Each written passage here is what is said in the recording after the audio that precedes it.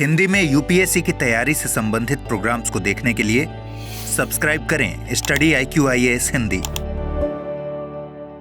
दोस्तों, स्वागत है आप सबका स्टडी IQ-IAS हिंदी में।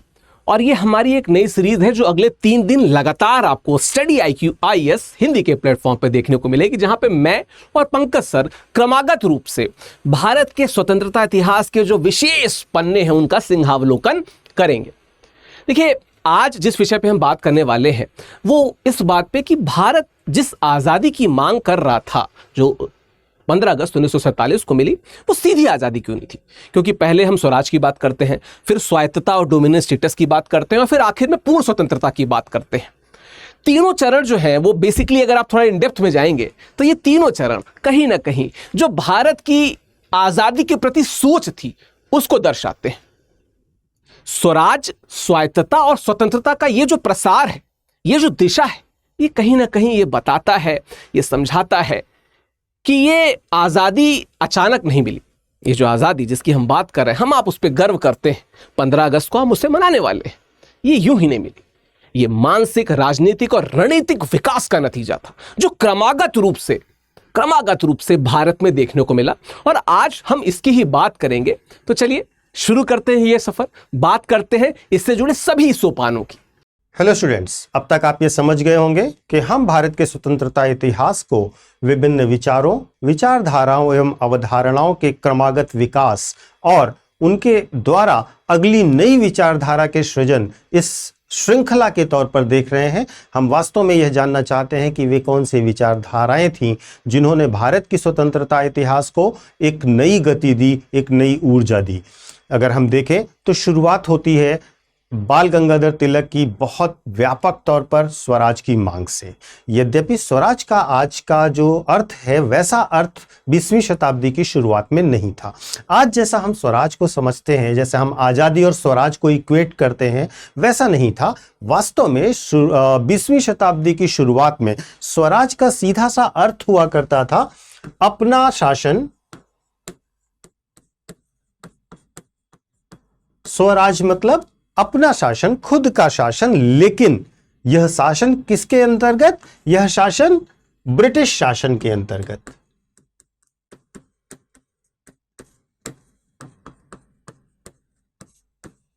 ब्रिटिश शासन के अंतर्गत मतलब जो हमारे बड़े एरियाज ऑफ एडमिनिस्ट्रेशन हैं, जो वो सभी ब्रिटिश साम्राज्य के अंतर्गत ही रहेंगे, लेकिन हम अपने कुछ मामलों को अपने हिसाब से डील कर सकेंगे। इसको बहुत आसान भाषा में ऐसे समझिए कि जैसे आप किसी घर के बच्चे हों, आप अपना कमरा अरेंज कर सकते हैं लेकिन घर के नियम आप नहीं बना सकते। तो कुछ ऐसा था स्वराज का आइडिया बिल्कुल शुरुआती दौर में।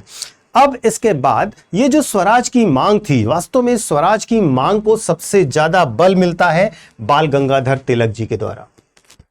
बाल गंगाधर तिलक, जिनके बारे में आप जानते होंगे, जिन्होंने बहुत शुरुआत में ही कह दिया था कि स्वराज हमारा जन्मसिद्ध अधिकार है और स्वराज हम लेकर रहेंगे। वास्तव में 1885 में जब कांग्रेस की स्थापना होती है, तब से लेकर इसकी स्थापना का उद्देश्य ये था कि कुछ छोटे छोटे मामलों में भारतीयों को शासन में हिस्सेदारी दिला दी जाए, जिसकी वजह से कभी भी विरोध का सामना ना करना पड़े ब्रिटिश सरकार को। लेकिन जब तक हम 1905 तक पहुंचते हैं, 1905 तक आते आते हम इस बात को रियलाइज कर लेते हैं, बंगाल विभाजन होता है और हम ये समझ जाते हैं कि यहां से काम नहीं चलेगा और हमें अपने लिए अपने शासन की मांग यानी कि स्वराज की मांग करनी पड़ेगी। और 1905 का बंगाल विभाजन कहीं ना कहीं स्वराज की उस मांग को खाद और पानी देता है, जिससे पूरे देश में यह लोकप्रिय होने लगता है। जहां तक हम बाल गंगाधर तिलक की बात करते हैं तो बंगाल विभाजन का विरोध और स्वदेशी आंदोलन के दौरान बाल गंगाधर तिलक का रोल बहुत इंपॉर्टेंट हो जाता है और उन्होंने स्वराज को एक जन नारा यानी कि पीपल स्लोगन बना दिया। उनका एक मशहूर वाक्य जो मैंने अभी आपको बताया कि स्वराज हमारा जन्मसिद्ध अधिकार है और मैं इसे लेकर रहूंगा, ये सुनते ही लोगों के मन में ब्रिटिश शासन के प्रति एक गुस्सा अपने आप उभर आता था। तो तिलक का स्वराज ये ध्यान रखिएगा कि तिलक का स्वराज कहीं से भी स्वतंत्रता की बात नहीं कर रहा है। तिलक का स्वराज ब्रिटिश फ्रेमवर्क के अंदर ही कुछ अधिकार और आत्मनिर्णय की मांग कर रहा है। इसके बाद ये मांग, जो स्वराज की मांग थी, ये आगे बढ़ती है और कांग्रेस में जब हम आगे बढ़ते हैं तो हमें पता चलता है कि जो दो ग्रुप बन जाते हैं, एक मॉडरेट का और एक एक्सट्रीमिस्ट का। जो मॉडरेट थे जैसे कि गोपाल कृष्ण गोखले, उनका यह मानना था कि संविधान में सुधार और धीरे धीरे अधिकार हमें मांगने चाहिए, बार बार धीरे धीरे करके अंग्रेजों से इसकी मांग करनी चाहिए। वहीं दूसरी ओर एक्सट्रीमिस्ट नेता थे जिन्हें एग्रेसिव नेशनलिस्ट भी कहा जाता है, जैसे कि लाल बाल पाल यानी कि तिलक जी, लाला लाजपत राय जी, विपिन चंद्र पाल जी। इन लोगों का मानना था कि जन आंदोलन और प्रत्यक्ष दबाव बनाने के साथ ही हम अपने मांगों को पूरा करवा सकते हैं। ये जो दोनों गुट हैं, इन दोनों गुट के बीच जो संघर्ष है, वो संघर्ष मूलतः क्या है? वह संघर्ष मूलतः यह है कि स्वराज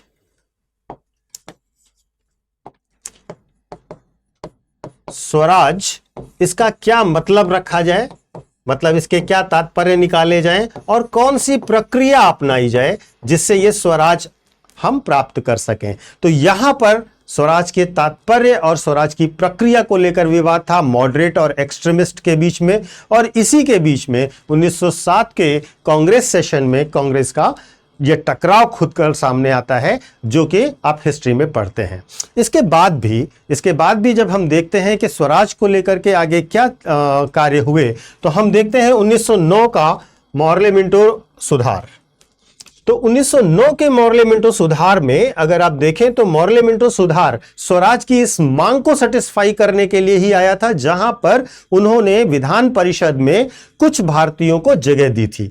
वास्तव में यह रिप्रेजेंटेशन को एंश्योर करने के लिए था कि शासन में आपकी भी हिस्सेदारी होगी, और इससे मॉडरेट्स जरूर थोड़े खुश होते हैं। लेकिन इसमें भी, मॉर्ले मिंटो रिफॉर्म में भी असल जो अधिकार थे वो ब्रिटिश सम्राट के पास ही थे, ब्रिटिश साम्राज्य के पास ही थे।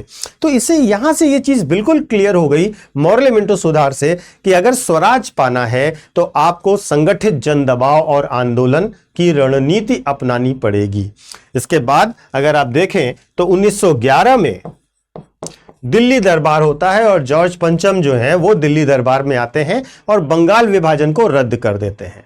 ये एक तरीके से जीत थी उस मांग की जो मांग स्वराज को लेकर की जा रही थी, यद्यपि स्वराज की मूल मांग को इसमें एड्रेस नहीं किया गया था। देश के राजनीतिक माहौल से यह बात बिल्कुल साफ हो चुका था कि स्वराज का सपना केवल एक सुधार से पूरा होने वाला नहीं है, इसके लिए हमें एक लंबा संघर्ष करना पड़ेगा। तो ये पूरी स्वराज की अवधारणा थी। इस स्वराज की अवधारणा ने भारत के स्वतंत्रता आंदोलन को एक दशा और दिशा प्रदान करी। दोस्तों, पंकज सर ने अभी स्वराज के बारे में बात की। जो अगला स्टेप था इस दिशा में वो स्वायत्तता का था। स्वायत्तता शुरू कहां से हुई? प्रांतों से शुरू हुई। कैसे शुरू हुई उस पर आने से पहले 1919 का वो अधिनियम याद कीजिए, जिसको मॉन्टेग्यू चेम्सफोर्ड सुधार के नाम से जाना जाता है। ठीक है, एडविन सैमुअल मॉन्टेग्यू जो सेक्रेटरी ऑफ स्टेट थे, राज्य सचिव थे, और लॉर्ड चेम्सफोर्ड जो वायसराय थे। ये 1919 के सुधार बहुत मामलों में यादगार हैं। जैसे हम सिविल सेवा में लॉन्ग टर्म सुधार की बात करते हैं, इन्हीं के द्वारा। हम जब बाई कैमरल लेजिस्लेचर की बात करते हैं, वो भी यहीं पे 1919 के अधिनियम में देखने को मिलता है। और केंद्र सरकार बहुत मजबूत हो गई। हम रक्षा विषय की बात कर लें, हम विदेश मामलों की बात कर लें, हम बात कर लें इंपॉर्टेंट आर्थिक कानूनों की, सब केंद्र सरकार के पास में थे। केंद्र सरकार बहुत मजबूत थी। लेकिन इस दौरान एक छोटी सी आशा की किरण थी। वो क्या थी? प्रांतीय स्वायत्तता की जब बात आती है, क्योंकि ये वो अधिनियम था जो 1919 का अधिनियम था। यहां पे प्रांतीय स्तर पे थोड़ी प्रकार की स्वायत्तता देखने को मिलती है, लेकिन उसमें थोड़ी सी इंट्रिकेसी हमको उसको समझना होगा। अब जैसे प्रांत की अगर हम बात कर लें, किसी भी प्रांत या प्रोविंस की अगर बात कर लें, ठीक है, तो बेसिकली दो प्रकार से चीजें थी। एक तो वहां पे गवर्नर थे, दूसरी वहां पे विधान परिषद थी। ठीक है, तो तय यह हुआ कि जितने भी विषय पे उस प्रांत में कानून बनेगा, उन विषयों को दो सूची में बांटा गया। एक सूची जो कहलाई आरक्षित सूची, दूसरी जिसको कहा गया हस्तांतरित सूची।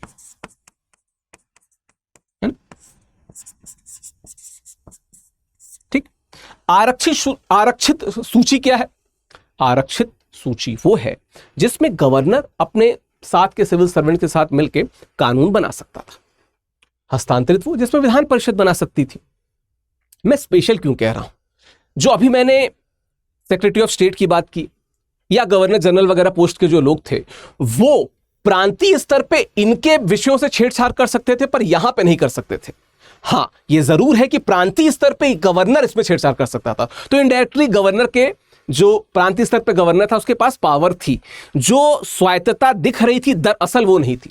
जैसे विधान परिषद जो थी वो बजट को अस्वीकार कर सकती थी यह कहते हुए कि यह बजट पूरा नहीं, लेकिन अगर गवर्नर चाहते तो उस बजट को पुनः बहाल कर सकते थे। ठीक, गवर्नर जब चाहे विधान परिषद के किसी भी मंत्री को बर्खास्त कर सकता था। ठीक है, बहुत सी चीजें, जैसे गवर्नर किसी भी विधायक, जो विधान परिषद है, कोई भी विधेयक ला रही, माफ करना, किसी भी विधेयक को गवर्नर कैंसिल कर सकता था।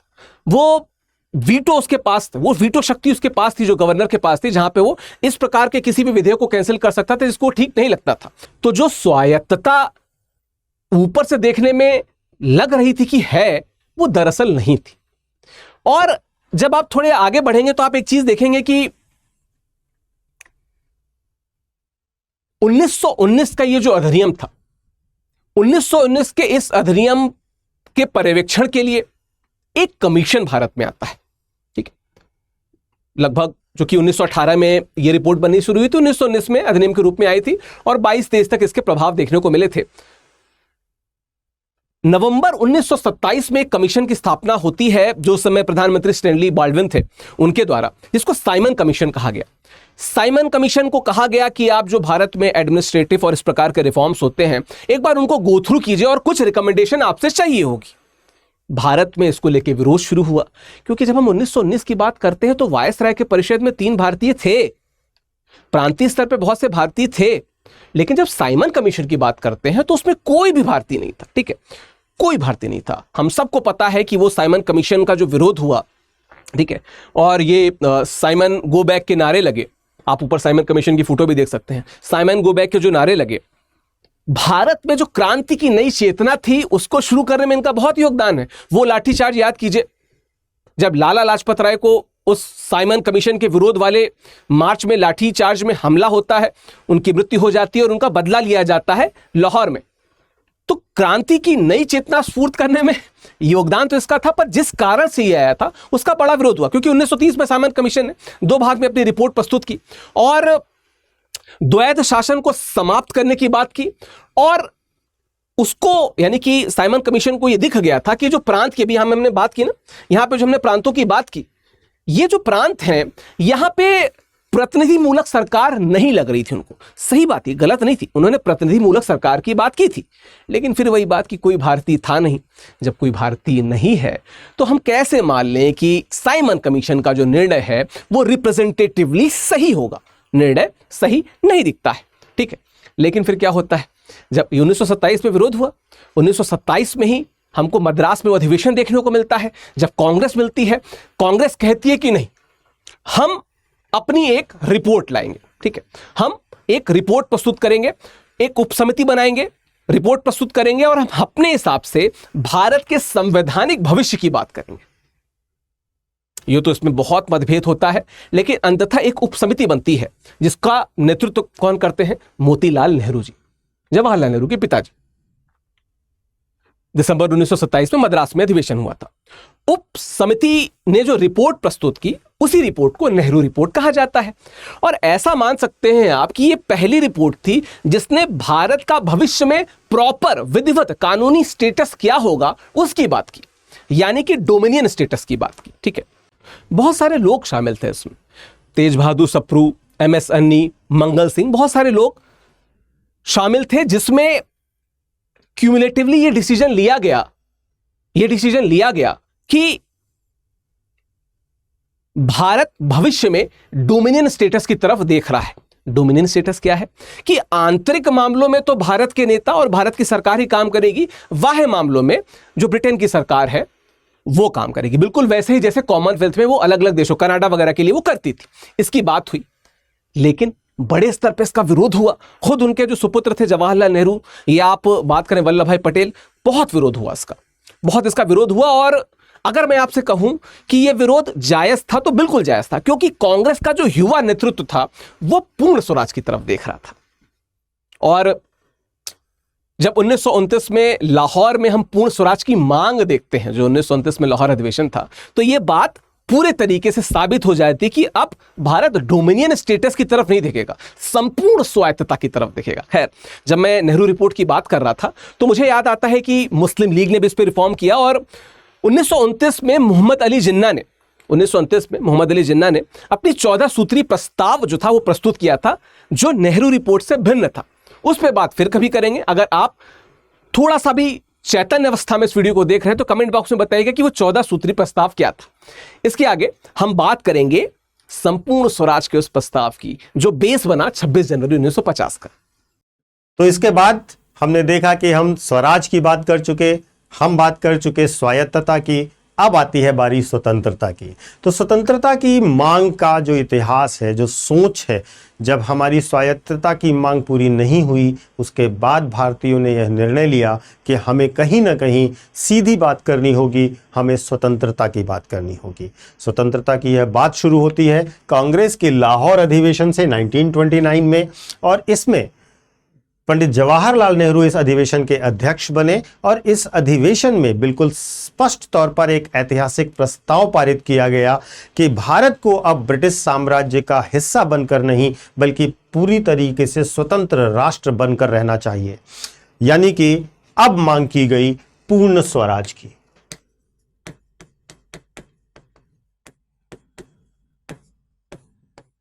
अब बात की गई पूर्ण स्वराज की। 26 जनवरी 1930 को हमने अपना पहला स्वतंत्रता दिवस मनाया और यह प्रस्ताव 26 जनवरी 1930 के दिन पूरे भारत में स्वतंत्रता दिवस के तौर पर मनाया गया। लोगों ने तिरंगा फहराया और शपथ ली कि हम अपनी आज़ादी अधूरे स्वराज के साथ नहीं बल्कि पूर्ण स्वतंत्रता के साथ ही प्राप्त करेंगे। इसके बाद ऐसा नहीं है कि संघर्ष समाप्त हुए। इसके बाद अगर आप देखेंगे तो आगे भी संघर्ष चलते रहे, और संघर्ष अगर आप देखें तो 1930 में नमक सत्याग्रह, 1942 का भारत छोड़ो आंदोलन, सुभाष चंद्र बोस जैसे नेताओं के द्वारा, जैसे बड़े नेताओं के द्वारा आज़ाद हिंद फौज का गठन, और सब ने मिलकर के ब्रिटिश साम्राज्य की नींव हिला दी। द्वितीय विश्व युद्ध के बाद ब्रिटिश सत्ता को यह बात समझ में आ गई कि भारत पर नियंत्रण रखना अब लगभग असंभव है, और इसीलिए वे भारत की स्वतंत्रता के लिए इंडियन इंडिपेंडेंस एक्ट 1947 लेकर के आते हैं। 1947 के यह एक्ट, ध्यान दीजिएगा, वास्तव में ब्रिटिश संसद ने 18 जुलाई 1947 को पारित किया और भारत को इसके अकॉर्डिंगली 15 अगस्त 1947 को आज़ादी मिल गई। लेकिन आप ध्यान रखिएगा कि 1947 में जब हमें आज़ादी मिलती है तो हम एक डोमिनियन स्टेटस वाली आज़ादी ही प्राप्त करते हैं। जब तक हमारा संविधान बन के लागू नहीं हो जाएगा तब तक भारत और पाकिस्तान नाम के दो डोमिनियन स्थापित किए गए थे। सत्ताएं जरूर ट्रांसफर कर दी गई थी, प्रशासन के लिए भी पूरी छूट दे दी गई थी, लेकिन हम पूर्णतः डोमिनियन स्टेटस को समाप्त तब करते हैं जब हम 26 जनवरी 1950 को अपना गणतंत्र दिवस मनाते हैं और अपना संविधान लागू करते हैं। जब तक हमारा संविधान नहीं बन गया था तब तक हम भारत सरकार अधिनियम 1935 के अस्थायी प्रावधानों के अंतर्गत ही शासन व्यवस्था को रन कर रहे थे। तो ये जो आज़ादी है, आज़ादी तब कंप्लीट होती है जब आप एक तरीके से सॉवरेन हो जाते हैं, जब आपके अंदर संप्रभुता का एलिमेंट आ जाता है। बिना संप्रभुता के आप आजादी को संपूर्ण नहीं कह सकते। संप्रभुता यानी कि आप अपने आंतरिक और बाह्य निर्णयों में निर्णय लेने में स्वयं सक्षम हो बिना किसी बाह्य दबाव के। तो भारत में संप्रभुता का समावेशन और साथ ही साथ 26 जनवरी को भारत के संविधान का लागू होना भारत की स्वतंत्रता की उस सोच के साथ साथ उस पूरे संघर्ष का प्रतिफल भी था जो आजादी की लड़ाई में पूरे देश ने लड़ी थी। तो इस प्रकार आज के इस एपिसोड में आपने देखा कि हमने स्वायत्तता, स्वतंत्रता और डोमिनियन स्टेटस, इन सारे कॉन्सेप्ट्स को समझा। किस प्रकार से डोमिनियन स्टेटस से स्वायत्तता की ओर आए, स्वायत्तता से स्वतंत्रता की ओर आए, और वो किन किन घटनाओं से जुड़ती हैं ये 3 अवधारणाएं। इन सब को देखने के बाद अब सबसे महत्वपूर्ण यह है कि हम गणतंत्र मनाने के बाद अब इंडिपेंडेंस डे पर वापस आते हैं, और भारत के स्वतंत्रता दिवस के बिल्कुल पास में होने के कारण हम लोगों ने यह सीरीज शुरू की है जहां पर हम स्वतंत्रता की जो पूरी आज़ादी की लड़ाई है उसको हम अवधारणात्मक रूप से कैसे डेवलप किए इसके बारे में बात कर रहे हैं। और इसी खुशी में स्टडी IQ IAS हिंदी आप सबके लिए एक बहुत बड़ी खुशखबरी लेकर के आया है, जहां पर हम इस पूरे स्वतंत्रता दिवस को सेलिब्रेट करते हुए आप सबको सारे कोर्सेज पर, यूपीएससी के, स्टडी IQ IAS हिंदी के और सारे ऑप्शनल्स पर, सारे कोर्सेज पर 47% का डिस्काउंट ऑफर कर रहे हैं। और ये 47% का डिस्काउंट आपको सभी कोर्सेज पर मिल रहा है। वास्तव में ये वर्ष की सबसे बड़ी सेल है। आपको इतना बड़ा डिस्काउंट दिया जा रहा है, और वो भी इस उद्देश्य से कि यह स्वतंत्रता आपको आपकी वैचारिक स्वतंत्रता, आपके करियर के पीछे रह जाने के डर से स्वतंत्रता और आपके एक सुनहरे भविष्य को चुनने की स्वतंत्रता भी दिलाए। और यह सब आपको तब मिलेगा जब आप इस्तेमाल करेंगे एक बहुत ही प्यारा सा कोड, और वह कोड है विकास लाइव। इस कोड का इस्तेमाल आपको करना है जब भी आप हमारा ऐप डाउनलोड करेंगे या हमारी वेबसाइट पर जाएंगे, कोई भी कोर्स आप सेलेक्ट करेंगे तो वहां पर आपसे कोड पूछा जाएगा। आप विकास लाइव कोड का इस्तेमाल कीजिए, और इसको ध्यान से देखिएगा, VIKASLIVE, यह कोड इस्तेमाल करना है आपको। और यह कोड जैसे ही आप इस्तेमाल करोगे आपको 47% का ऑफ मिल जाएगा। तो देर मत कीजिए, क्योंकि यह ऑफर भी 15 अगस्त तक ही आपके पास अवेलेबल है, आज़ादी के दिन तक ही अवेलेबल है। जल्दी कीजिए और इसको ज्वाइन कीजिए। आपके भविष्य के लिए और आपके सपनों के लिए आपको शुभकामनाएं। तो दोस्तों, आशा करता हूं कि ये क्रमागत जो सफर था ये आपको पसंद आया होगा, ये जो सिंहावलोकन था ये आपको पसंद आया होगा। बाकी मैं बताता चलूं, 15 अगस्त नजदीक है और स्टडी IQ में इस समय चल रही है वर्ष की सबसे बड़ी सेल। आप बहुत सारी सेल को देखते होंगे, पर ये इस वर्ष की सबसे बड़ी सेल है, क्योंकि यहाँ पे आप 47% तक के ऑफ को देख सकते हैं। ठीक है, अगर आप स्टडी IQ के इंग्लिश, हिंदी या इंग्लिश बैचेस से जुड़ना चाहते हैं, 2026, 27, 28 या 29 के टारगेटेड बैच, जैसे हमारे प्रतिज्ञा बैच है, लॉन्ग टर्म बैच है, जिससे भी जुड़ना चाहते हैं आप जुड़ सकते हैं। नीचे लिंक दी होगी, या हमारी वेबसाइट या ऐप पे जाके कर सकते हैं। ऐप पे तो आपको एडिशनल फीचर मिलेंगे। बस जिस समय आप इस बैच को परचेज करें उस समय PK लाइव यानी कि पंकज सर का जो कोड है उस कोड का इस्तेमाल कर सकते हैं। आपको अधिकतम डिस्काउंट मिलेगा इस कोड के साथ में। क्यों हम डिस्काउंट की बात करते हैं? क्योंकि जब हम स्टडी IQ IAS हिंदी में आप जैसे चैतन्य स्टूडेंट्स को देखते हैं तो हमें लगता है कि कहीं ना कहीं जो मेहनत से बहुत पैसा आता है उस पर कई बार अगर 2-4 हज़ार की छूट मिल जाए तो अच्छा लगता है। यहाँ तो 47% तक की ऑफ की बात हो रही है, तो क्यों ना इसको आप इस्तेमाल करें। प्लीज़ इसका प्रयोग कीजिएगा। दूसरी बात, अगर हम इस बैच की बात करें तो चाहे हम बात करें PRP की, प्रीलिम्स रेसिडेंशियल प्रोग्राम, MRP की, मेंस रेसिडेंशियल प्रोग्राम, हर महीने रैंकर्स टेस्ट में 11,000 रुपए जीत लेने की, या प्रीलिम्स के बाद पूरी फीस वापस होने की, हर वो फीचर आपका फ्रेंडली है। यहाँ पे एक तरीके से देखा जाए तो स्टडी IQ आपको स्पॉन्सर कर रहा है, और जब इतना ज्यादा स्पेशल दिन है, बड़ा डिस्काउंट है, तो इसका लाभ उठाइए। 15 अगस्त की मध्य रात्रि को ये सेल एंड हो जाएगी, उससे पहले जुड़िए स्टडी IQ के बैचेस से। मिलते हैं आपसे बैचेस से। PK लाइव कोड का इस्तेमाल कीजिए। Thank you so very much, धन्यवाद। हिंदी में UPSC की तैयारी से संबंधित प्रोग्राम्स को देखने के लिए सब्सक्राइब करें स्टडी IQ IAS हिंदी।